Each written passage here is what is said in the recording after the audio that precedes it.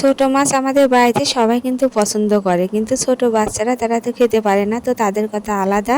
তো আমি আজকে একটু অন্যরকমভাবে ছোট মাছ রান্না করলাম। তো ছোট মাছের জন্য আমি সব সবজি চিকন চিকন করে কেটে নিয়েছি। এখানে হচ্ছে কাঁঠালের বিচি নিয়েছি চিকন করে কেটে, তারপরে ফুলকপির যে ডাঁটা সেটা নিয়েছি, আলু, পটল আর মূলা সব কিছু আমি চিকন করে কেটে নিয়ে তো আমি ফ্রাই প্যানে বসিয়ে দিচ্ছি।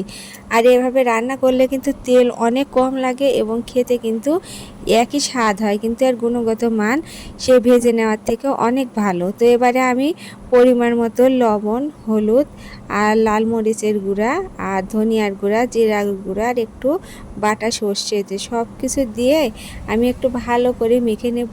মানে হাত দিয়ে বেশ কিছুক্ষণ এই সবজিটা আমি এই মশলার সাথে মেখে নেব আর দিয়ে দিব পেঁয়াজ। তো এগুলো মেখে নেওয়া অনেকটা নরম হয়ে যাবে, তারপরে দিয়ে দেব এতে ছোট মাছগুলো। আর এভাবে কিন্তু রান্না করেছি, খেতে কিন্তু খুবই ভালো হয়েছে আর তেল অনেকটাই কম লেগেছে। মাছ ভাজি করলে যে পরিমাণ তেল লাগে তার এক কোণাও তেল কিন্তু লাগেনি, সামান্য তেল দিয়ে কিন্তু আজকে ছোট মাছটা রান্না করলাম আর খেতে কিন্তু অসাধারণ হয়েছে। তো এভাবে বাড়িতে একবার হলেও রান্না করবেন, দেখবেন খুব কম তেলে আর খুব সুন্দরভাবে ছোট মাছটা রান্না হয়েছিল আর খেতে কিন্তু বেশ ভালো হয়েছিল।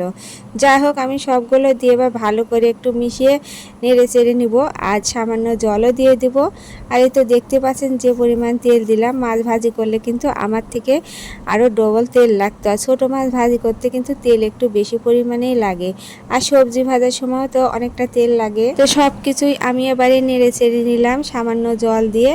আমি একটু নাড়াচাড়া করে নিয়ে ঢেকে দিয়ে দেবো। খুব একটা সময় লাগবে না, শুধু 15 মিনিটের মতো একটু ঢেকে রান্না করে নিলে কিন্তু হয়ে যাবে।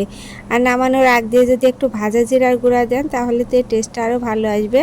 আর পেঁয়াজ রসুনটা কিন্তু একটু কুচি কুচি করে দেবেন, তাহলে স্বাদটা কিন্তু ভালো হবে, বাটনা মশলার মতো লাগবে। যেহেতু আমি বাটনা মশলা কোনো ব্যবহার করি না, শুধু আমি কুচি করে নিয়েছি সেজন্য। তো এই তো ঢাকনা খুলে আমি একটু নেড়ে চেড়ে নিচ্ছি।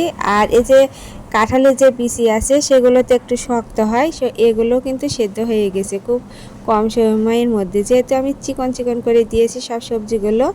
আর কপির ডাঁটার একটা টেস্ট সেটা তো ভালোই লাগে, মূলোর একটা স্বাদ আছে, মূলো তো সব সবজিতে দেওয়া যায় না, কিন্তু আমি মূলোটাও দিয়েছি, খেতে কিন্তু ভালোই হয়েছিল।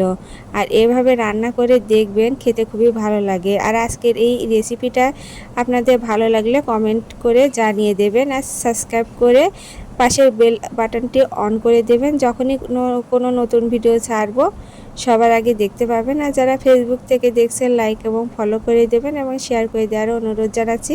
তো এই ছিল আজকের রেসিপি। সবাই ভালো থাকবেন, সুস্থ থাকবেন, নমস্কার।